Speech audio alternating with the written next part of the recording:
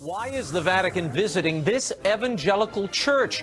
Founder and pastor of Saddleback, Rick Warren, joins us for part 2 of our exclusive interview. The World Over Live begins right now.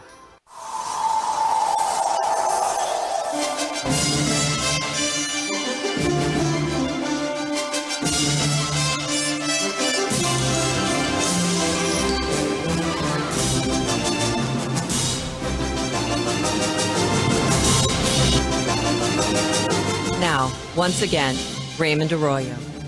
Welcome back to The World Over Live. Following the death of his son, Rick Warren has focused part of his ministry on mental health, leading to a collaboration with the Catholic Diocese of Orange County, as we reported last week.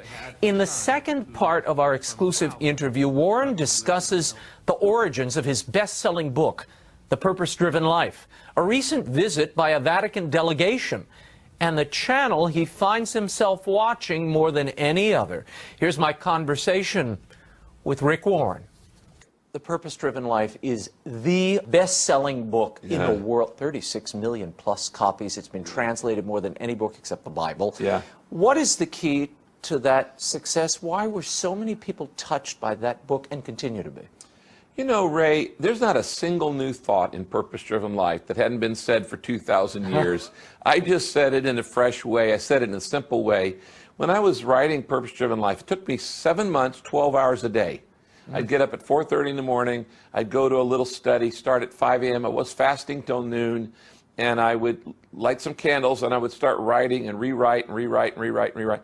And one of the things I did before I wrote the book was I asked the question, how do you write a book that lasts 500 years? For instance, Imitation of Christ by Thomas Kempis. Right. Practicing the Presence of God by Brother Lawrence. Okay, the Desert Fathers, St. John of the Cross, Teresa of Avila. All of these great classic devotional works. And one of them, I just realized that in order to be timeless, you have to be eternal. What is your secret to reaching people every day, every week, not only in your writing, but when you speak to them? What is it? What is this communication gift, if you will, if you could decode it? Because a lot of preachers would like to know. Well, Jesus said, I'll make you fishers of men. And I like this fishing motif. And I think the first thing is you have to go where the fish are. Okay, they're not in church. You got to go into the marketplace. You got to learn to think like a fish. You've got to know what they like to eat. You've got to drop the bait at the right level. You use all kinds of, Paul says, I become all things to all men that I'm in some way save some. So he say, when I'm with Jews, I become like a Jew to reach Jews. When I'm with Gentiles, I become like Gentile to reach Gentiles. Today he'd say, when I'm in California, I'd become a Californian to reach Californians. I should have left the tie at home. Is that what you're saying, Rick? Yeah, right. Well, and the main thing is love always reaches people. Authenticity, humility. Pope Francis is the perfect example of this. He is doing everything right. You see, people will listen to what we say if they like what they see. And as our new Pope, he was very, very symbolic in, you know, his first Mass with people of AIDS, his kissing of the disformed man, his loving the children, this authenticity, this humility, the caring for the poor. This is what the whole world expects us Christians to do. And when they go, oh, that's what a Christian does. In fact, there was a headline here in Orange County, and I love the headline. I saved it. It said, if you love Pope Francis, you'll love Jesus. That was the headline? That was the headline. Oh. It was the headline. I saved it. I showed it to a group of priests I was speaking to a while back. I love that.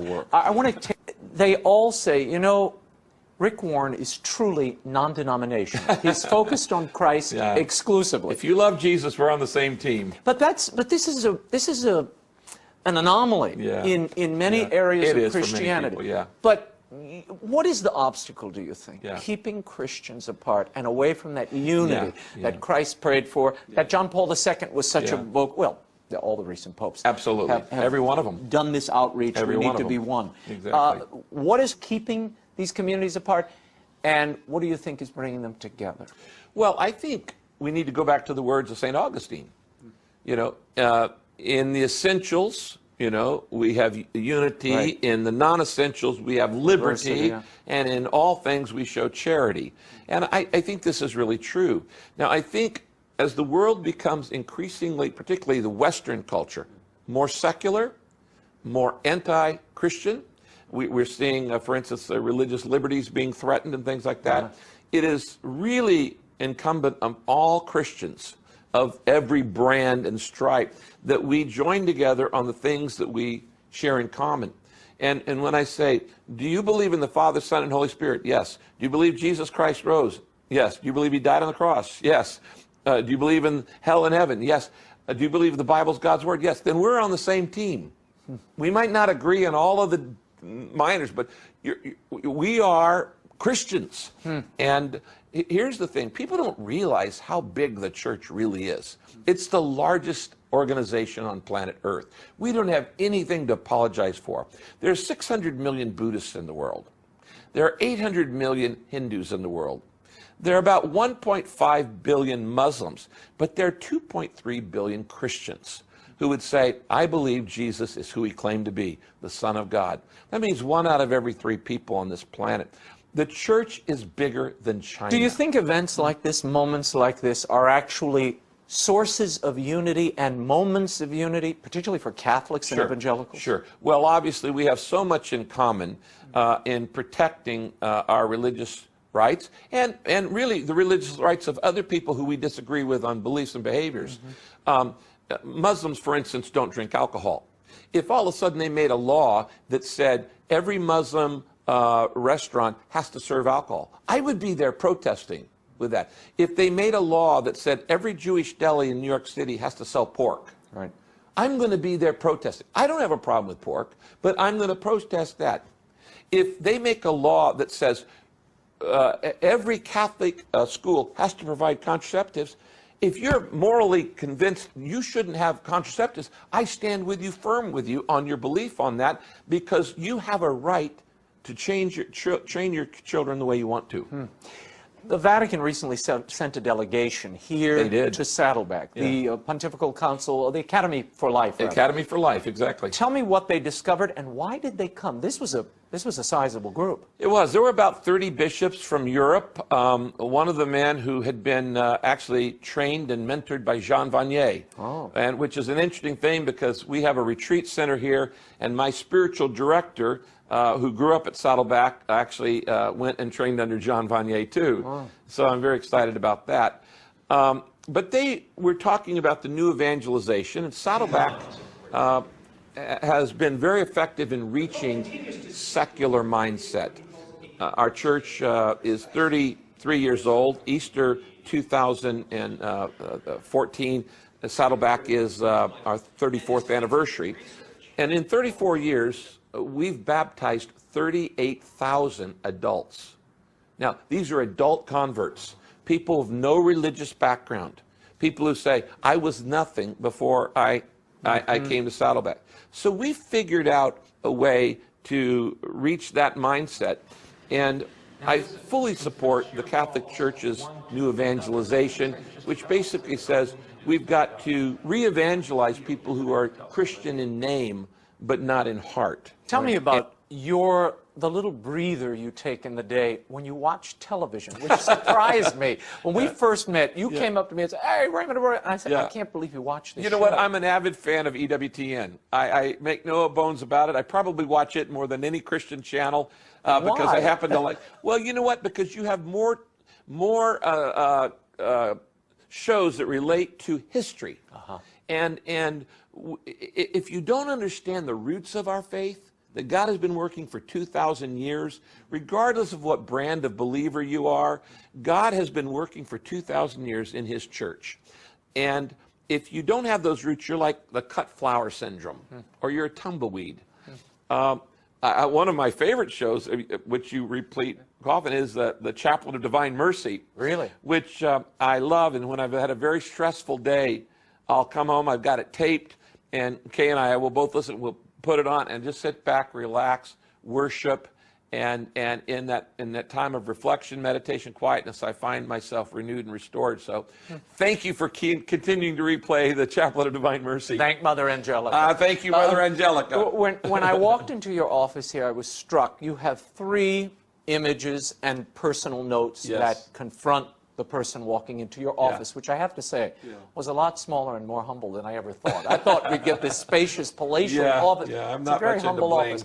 And there is Mother Teresa, Martin Luther King, and Billy Graham. Right. Why those 3? What do they give you, and what have they Well, given you? the only one who's missing was Pope John Paul II. Those 4 people were the greatest influences on the 20th century, without a doubt, without a doubt. And each of them represent lessons that I've tried to learn. Mother Teresa, I had the privilege of writing the foreword to a book honoring the 100th anniversary of her birthday, and she wrote me, there's that note in there that says, be holy, for God is holy and he loves you. And Mother Teresa taught the world that the face of Jesus is seen in the poor, that we need the poor. Not only do the poor need us, we need the poor. And God has chosen, does God have favorites? Yes, he does. He loves the poor. There are over 2,000 verses on the poor in the Bible. And God says, you care about the poor, I'll care about you and your needs. So Mother Teresa taught that. Billy Graham was one of my 9 mentors. All of my mentors are now passed on in heaven, except Billy. He's 95. I went to his 95th birthday. Billy Graham taught me how to be a Christian statesman. He taught me how to relate to people of different faiths, relate to world leaders. And he also taught me about how to maintain moral integrity. And the Billy Graham Association created a list of things that they said we will not do. And I copied that and expanded it 33 years ago, and everybody on my staff signs it. Martin Luther King, Mother Teresa, Billy Graham each teach humility, integrity, generosity, and they teach values and being willing to suffer for your faith. Do you find it difficult being identified as America's pastor? Is there a weight having that moniker attached to what you do day in and day out? Well, it means nothing to me. I don't, what people want to say is really up to them. What really matters to me is the individual. And if notoriety allows me to influence people and point them to Jesus, that's what it's all about. You know, Ray, when I wrote Purpose-Driven Life, I wanted to start this book with the most counterculture statement I could possibly think of. You found it. and so I chose the phrase, it's not about you. About you, The 4-word march, it's not about you. And really, that's like a slap in the face in the me generation where everything in our culture says, it's all about you. Okay, it's all about me, how I look, how I feel, what I want to do. It's my life, it's my body, it's my money. And when I say it's not about you, it's really about the most counterculture thing you could say. What I didn't know was how often I was going to be tested on that statement once I said it. It's not about you. And I often have to say that phrase 8 or 9 times a day. When I'm criticized unfairly, it's not about you. When I'm praised, it's not about you. When people misunderstand me, it's not about you. When people challenge me or question my motivation, it's not about you. And I have to say that I had no idea how many times God was going to test me on that the rest of my life. Now, are you sorry you wrote it? No. Not at all. Thank you, Rick Warren. Thank you, Ray, and God bless all EWTN viewers, and thank you, Mother Angelica, for having a vision, a spry little woman who said, it can be done when everybody said it couldn't be done, a tower of faith. I agree. Thank you. Thank you. I want to thank Pastor Rick Warren and his team at Saddleback for granting us the interview. If you missed part 1 of the interview, it's online. I've linked it on my Facebook page and on Twitter at Raymond Arroyo.